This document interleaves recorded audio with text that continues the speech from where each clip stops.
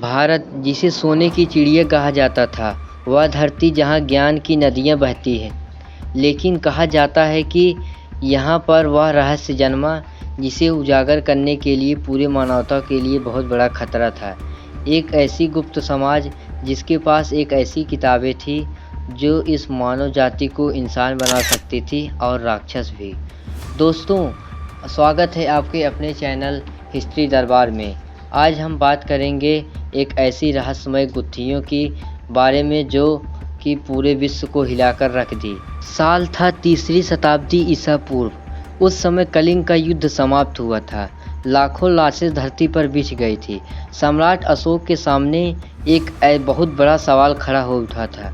क्या सिर्फ शक्ति विनाश का हथियार है?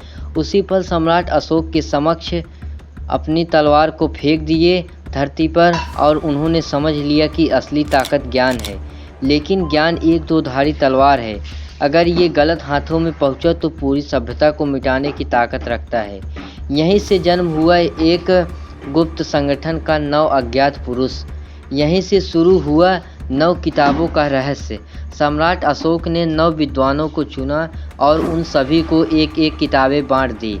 किताबें जिनमें छुपा था ऐसा ज्ञान जिससे पूरी दुनिया बदल सकती है। एक किताब थी युद्ध मनोविज्ञान पर, कैसी इंसानी दिमाग को मैनिपुलेट किया जाए, यानी किसी को अपने हिसाब से सोचने और समझने के लिए मजबूर कर दिया जाए। दूसरी किताब थी माइक्रोबायोलॉजी पर, बैक्टीरिया और वायरस से मास डिटेक्शन की तकनीकी। तीसरी किताब ऊर्जा और गुरुत्वाकर्षण की फ्री एनर्जी और उड़ने वाले यंत्रों का रहस्य। और एक किताब में लिखा था समय और यात्रा की भविष्यवाणी का विज्ञान। बाकी किताबों में संचार विज्ञान की गुप्त शक्तियाँ और प्रकृति पर नियंत्रण जैसे रहस्य छुपे बताए जाते थे। अब सोचो, अगर ये किताब आम जनता के हाथों में लग जाए तो दुनिया तरक्की करेगी या तबाही में डूब जाएगी।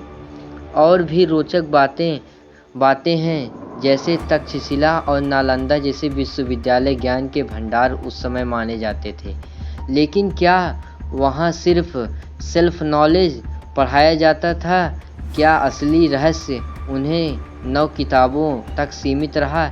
कई विद्वान का मानना है कि यूनिवर्सिटीज़ बस स्मोक स्क्रीन थी, जैसे असली रहस्य छुपा कर रखा गया हो।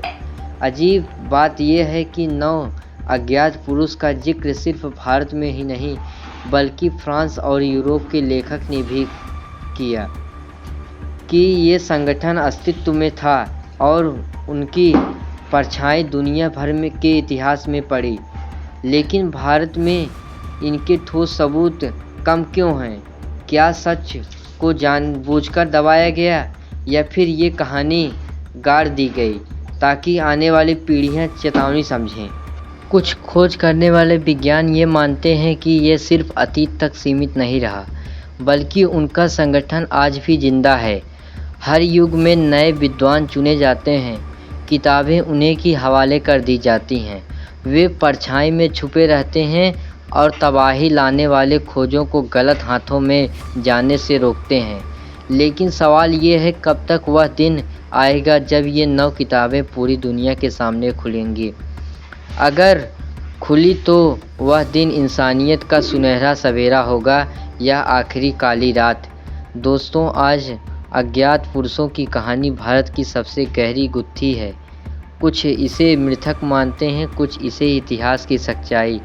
लेकिन सच चाहे जो भी हो, इतना तय है, अगर उन 9 किताबों का ज्ञान सामने आ गया तो हमारी दुनिया कभी भी पहले जैसी नहीं रहेगी।